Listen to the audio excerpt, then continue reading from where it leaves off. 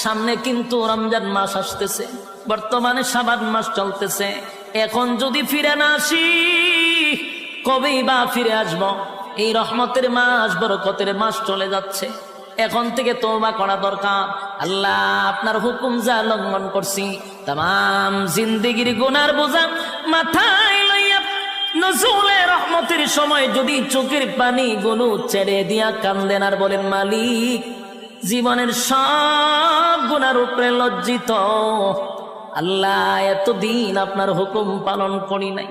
আল্লাহ, শয়তানের ওয়াসওয়াসায় পড়ে করছি গো, আপনি মাফ করে দেন। চোখের পানিগুলো ছেড়ে দিয়া যদি আল্লাহর দরবারে আপনি দরখাস্ত করেন, আমার আল্লাহ বলেন, বান্দারে, যৌবনকালে যদি একবার ডাক দেস, আমি 70 বার বান্দা তোর ডাকে জবাব দিই।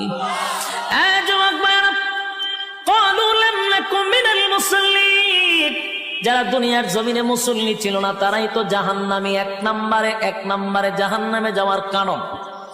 আল্লাহর নবী বলেন, উম্মতেরারে, হাশরের মাঠে যদি হিসাব হয়, আউয়ালু মা ইউহাসাবু বিহিল আবদু ইয়াউমাল কিয়ামাতিস সালাহ, কিয়ামতের ময়দানে সর্বপ্রথম হিসাবটা হবে নামাজের। বলুন কিসের? 1 নম্বর হিসাব হবে নামাজ। অথচ আমাদের সমাজের মানুষ নামাজটাকে বড় অবহেলা করে, নামাজ পড়ে না, হেলায় আর কেলায়। জিগাইল হুজুর